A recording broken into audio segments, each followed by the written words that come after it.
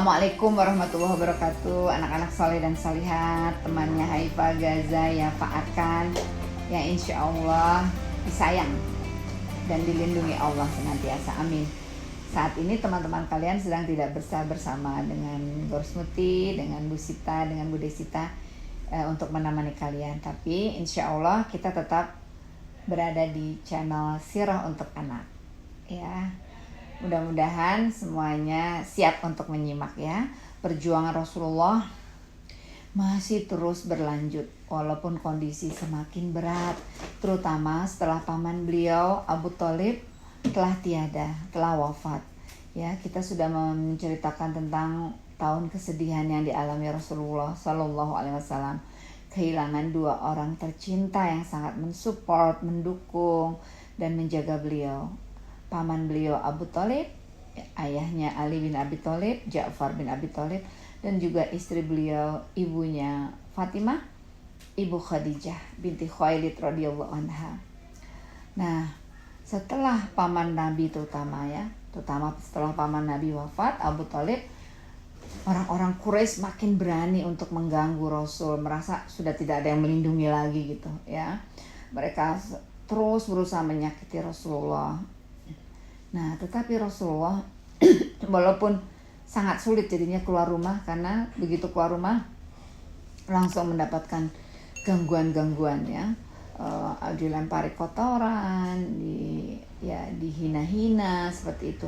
Jadi Rasulullah semakin sulit untuk keluar rumah setelah masa pemboikotan kembali gitu ya ke Mekah. Tapi Rasulullah terus melanjutkan dakwah beliau dan kemudian berpikir bahwa kota Mekah sudah tidak lagi kondusif untuk menjadi tempat untuk penyebaran dakwah Islam, sehingga beliau berpikir tentang alternatif kota mana nih yang bisa beliau jadikan pusat penyebaran. Maka beliau berikhtiar walaupun dalam kondisi yang sangat berat, sangat sulit. Beliau ditemani oleh sahabat beliau Zaid bin Harithah. Zaid bin Harithah ini bahkan sebenarnya adalah dulu anak angkat Rasulullah, cuman nggak boleh disebut Zaid bin Muhammad, harus tetap Zaid bin Harithah. Tadinya beliau mantan budak ya yang dimiliki oleh Ibu Khadijah, karena Rasul suka diberikan kepada Rasulullah dan akhirnya Rasul menganggapnya seperti anak. Seperti itu ya, Zaid bin Harithah dekatnya dengan Rasulullah Shallallahu Alaihi Wasallam.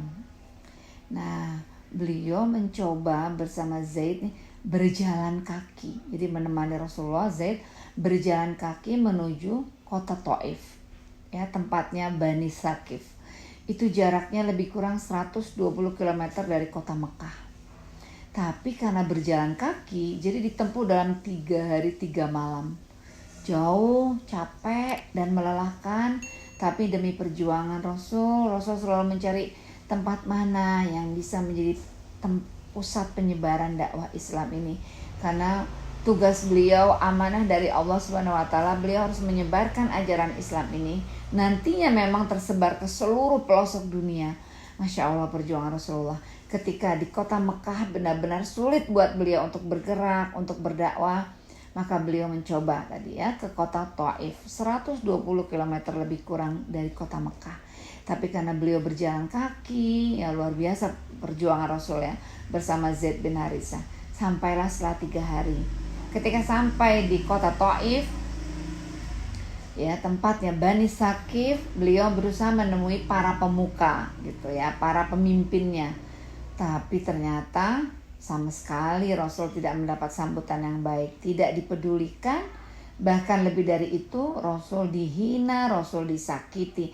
Mereka menyuruh anak-anak dan orang-orang yang tidak baik gitu ya untuk mengganggu Rasul, menjegal atau menyengkat kaki Rasul sehingga Rasul terjatuh ya, dan kaki Rasul itu sampai berdarah-darah saking kena batu-batu, karena Rasul ditimpuki batu-batu. Ya, jadi timpuki batu Rasulullah dengan Zaid bin Harithah. Jadi mereka untuk menunjukkan kami tidak menerima engkau, kami tidak welcome gitu, tidak menyambutmu gitu, enyahlah dari kota ini, kira-kira seperti itu. Tapi Rasulullah bersabar gitu. Akhirnya melihat memang sudah tidak bisa beliau melanjutkan upaya di kota Thaif, maka beliau berjalan. Tapi Masya Allah ya anak-anak sekalian, melihat kondisi Rasul seperti ini, malaikat justru sebenarnya yang marah gitu. Bahkan mengatakan pada Rasulullah, karena kalau seandainya engkau meminta kepada Allah agar kami mendatangkan azab bagi penduduk kota Taif, kami akan segera lakukan. Tapi Rasulullah tidak mau seperti itu. Rasul berharap barangkali nanti mereka akan mendapatkan hidayah. Ternyata kesabaran Rasulullah itu membuahkan hasil. Justru pada masa beliau telah wafat.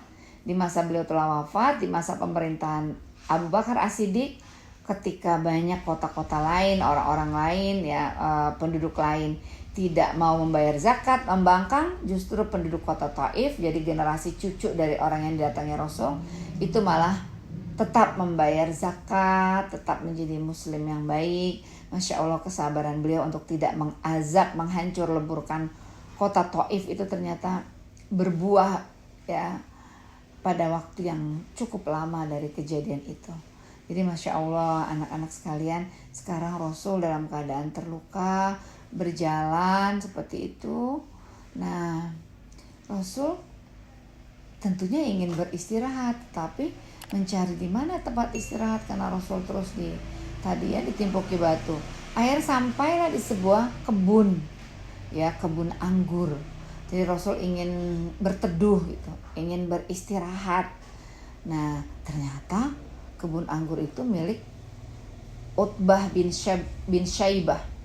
Utbah bin Syaibah ini tokoh musyrikin Quraisy gitu. Tokoh yang termasuk tokoh utama di kota Mekah dan sangat memusuhi Rasulullah. Termasuk salah seorang musuh utama Rasulullah adalah Utbah bin Syaibah ini ya. Wah, kemudian tapi Rasul sudah sangat lelah sehingga terduduk. Tapi ternyata karena melihat dari kejauhan Rasul itu penuh dengan luka, kakinya berdarah-darah, kasihan si pemiliknya. Akhirnya membiarkan Rasulullah dan Zaid itu beristirahat di kebun itu. Nah, di kebun itulah terjadi satu peristiwa yang menghibur Rasulullah ya. Menghibur Rasulullah karena ketika Rasul kemudian menangis, mengadu kepada Allah, Allahumma inni ashku du'fu quwati, ya Allah aku merengek, mengadukan kelemahan diriku, ketidakberdayaanku, ketidakadanya kekuatan padaku, seperti itu ya. Nah, ketika Rasul diberi anggur oleh budak ya, menjadi pelayannya Utbah, jadi akhirnya Utbah bin Syaibah itu menyuruh budaknya bernama Adas untuk memberikan anggur kepada Rasulullah. Nah, kemudian dia memberikan anggur itu kepada Rasul. Rasul memakannya sambil membaca basmalah, bismillahirrahmanirrahim. Adasnya kaget karena dia seorang pemeluk Nasrani. Dan kalau dia bukan penyembah berhala gitu, karena dia Nasrani, berarti pernah membaca kitab, dan dalam kitab Taurat dan Injil sudah pernah disebut-sebut tentang Nabi akhir zaman, Nabi Muhammad.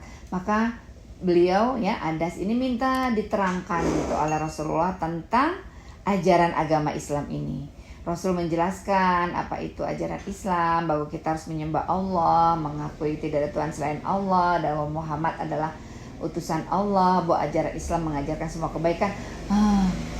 Tercengang-cengang Adas karena itu suatu yang sudah pernah didengar olehnya, dan itu adalah janji Allah dalam kitab Taurat dan Injil yang sebelum kemudian kitab itu diselewengkan. Akhirnya kemudian dia masuk Islam. Jadi sebuah hiburan Rasulullah bahwa Rasul datang ke kota Taif, tak ada satupun yang menyambut dakwah beliau apalagi masuk Islam. Malah beliau disakiti sehingga kaki beliau berdarah-darah, sampai beliau meratap ya, menangis kepada Allah, mengadukan kepada Allah semua penderitaan beliau. Masya Allah, ada orang yang masuk Islam. Itu hiburan yang sangat luar biasa bagi Rasulullah ya Sallallahu Alaihi Wasallam. Nah, setelah itu kemudian di sini di buku ini juga dijelaskan bahwa setelah itu Rasul kan ingin kembali ke kota Mekah, tapi bingung ya Zaid ini, gimana Rasul, mereka pasti akan istilahnya menyakiti kita karena mereka sudah mengusir kita. Dan ketika kita keluar meninggalkan Mekah menuju Taif, mereka sudah bergembira bahwa kita tidak akan kembali gitu. Tapi Rasulullah mengatakan, ini adalah ajaran Allah, ini adalah agama Allah, dan aku adalah utusan Allah. Pasti ada alat dan jalan bagi kita untuk kembali ke kota Mekah, untuk kembali berusaha, berjuang, berdakwah seperti itu. Dan kemudian Rasulullah mendapatkan ilham ya, bahwa beliau mengutus sahabatnya ketika mulai berjalan untuk menemui Mut'im bin Adi. Ini pemuka Quraisy tapi orangnya cukup baik gitu. Ya, Rasul minta jaminan keselamatan. Dan ternyata Mut'im bin Adi ini baik ya, mau menolong Rasulullah karena biar bagaimana ya tadi bahwa ini dari suku Quraisy gitu. Dan akhirnya beliau menyuruh ya anaknya ya kemudian anak buahnya, kerabatnya untuk membawa senjata untuk mengawal itu masuknya kembali Rasulullah ke kota Mekah setelah terusir dari kota Thaif. Dan kemudian beliau sendiri ke dekat Ka'bah berteriak, Mut'im bin Adi, Muhammad dalam penjagaanku, Muhammad dalam perlindunganku. Yang dulu yang melakukan adalah Abu Thalib, tapi biidznillah dengan izin Allah, tadi yang menolong Rasul adalah musuhnya musyrikin Quraisy, Utbah bin Syaibah, yang akhirnya memberikan anggur gitu melalui budaknya, bahkan Adas masuk Islam. Kemudian untuk masuk ke kota Mekah yang menolong Mut'im bin Adi. Mut'im bin Adi juga bukan muslim, tapi dia menggantikan posisi, seolah-olah menggantikan posisi Abu Thalib. Saya melindungi Muhammad. Ya, barang siapa yang menyakiti dia berhadapan denganku. Nah, akhirnya Rasul bisa masuk ke kota Mekah dan langsung menuju Ka'bah. Beliau tawaf, beliau salat, beliau beribadah, lalu baru masuk ke rumahnya. Masya Allah. Jadi, wahai kaum Quraisy, aku melindungi Muhammad. Perhatikan, jangan kalian menghina dia. Jangan menghina, jangan menyakiti, seperti itu ya. Beliau bertawaf, sujud, salat dan berdoa kepada Allah. Baru ya bersujud berdoa kepada Allah. Karena perintah sholat belum turun ya, pas setelah Mi'raj baru setelah peristiwa ini. Setelah itu baru Rasulullah pulang ke rumah. Masya Allah, tidak mudah ya perjuangan Rasulullah menyebarkan ajaran Islam. Kita merasakan nikmatnya menjadi muslim di negeri Indonesia yang jauh dari Saudi Arabia. Tapi perjuangan beliau membuat agama Islam tersebar ke seluruh penjuru dunia. Dan sekarang pemeluknya hampir 2 miliar. Alhamdulillah, terima kasih ya Rasulullah atas semua pengorbananmu, perjuanganmu, penderitaanmu, dan kau pantas untuk mendapatkan surga Firdaus sebagai orang yang paling dicintai oleh Allah Subhanahu wa taala. Sampai di sini dulu anak-anak, kisah dari Wahai Kekasih Allah, bukunya Mbak Kong Uyut Sukanto SH. Sampai ketemu lagi di episode-episode berikutnya. Tetap sehat semuanya. Assalamualaikum warahmatullahi wabarakatuh.